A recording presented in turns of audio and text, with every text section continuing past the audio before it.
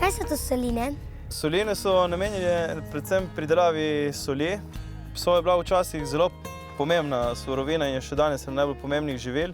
Uporabljale pa se za različne namene, za posipavanje cest, za celotno ribjo industrijo, za začimbo, za predelavo usnja in za konzerviranje seveda, ne. Tako da je bila ena najbolj uporabnih začimb v preteklosti in je še to i danes, ne.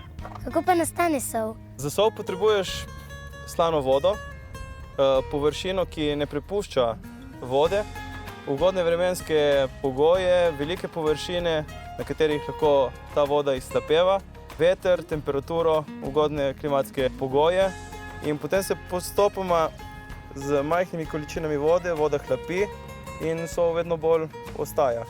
In potem malček vode dodaš, vedno več soli ostane, potem dodaš še malček vode in potem naenkrat ta voda tako težka za vodo, da je kot oblak, veš, kako se združi oblak.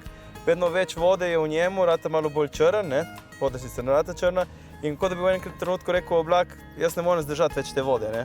In pol reče, evo vam dež, ne. In tako je podobno z soljo. Toliko soli se v vodi nabere, da voda ne zdrži več in na dnu potem ostanejo majhni solni kristalčki. Kaj so te hiške, ki jih tukaj vidimo? To so bivalne hiše, ki so jih solinarji uporabljali za skladiščenje soli. Tako je bila sol varna pred vremenskimi pogoji pa pred krajo. Ostala je čista, po drugi strani pa so v teh solinah bivali in teh hiš je bilo 300 do 400, živelo je 3000–4000 ljudi v teh solinah. In za kar je najbolj pomembno tudi pri sami solni proizvodnji, da si kot solinar lahko čim prej odreagiral na vremenske pojave, ne. Se pravi, če pride dež, moraš vse bazenčke kristalizacijskih bazenov odpirati, da si rešil vodo, da se ti niso umazali. In tako nisi rabil priti iz Pirana, iz Parecaga, iz Sečovelj, ampak si prespal tu in si samo šel na polje in si to opravil v par minutah in si imel manj skrbi.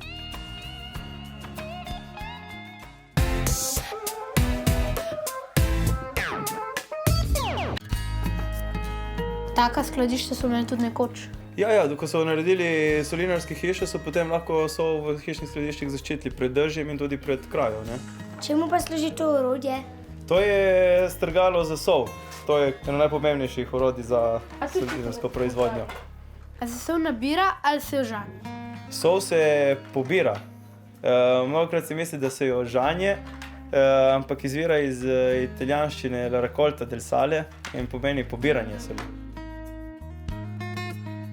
A to je bilo domovanje solinarjev? Ja, tu so solinarji spali, počivali, se družili, pripravljali obroke, imeli so spalnice, kuhinjo. V pritličju je bil prostor za skladiščenje soli, zgoraj pa je bivalni prostor za solinarsko družino, ne. Koliko časa pa že obstajajo soline? Prvi zapisi oziroma omembe, da naj bi se tukaj dogajala pridelava soli, segajo že v 6. stoletje. Koliko soli pa danes pridelate, pa koliko ste včasih? Danes se pridela, odvisno od sezone, 3–4 tisoč, 6 tisoč ton soli. Vem za podatek, recimo leta 1946, ko so cele soline obratovale, so pridelali 43 tisoč ton soli, recimo, ne. Zakaj so leseni? Les je najbolj primeren material za morsko vodo. Železo bi korodiralo, bilo bi nevarno za kožo, tako da se je les izkazal kot najbolj ustrezen, pa bil je tu, ne. Zdaj bomo poizkusili, kako se bazene čisti. Smo v obdobju, ko bo solinar bazene čistil, je pa podobno kot pobiranje soli, s tem, da soli ne bo. Važno je, da si rahel do podlage, da je ne udariš, da jo čuvaš, kar se da najbolje. Ker ona se dela, 1 centimeter te podlage se dela 8 let.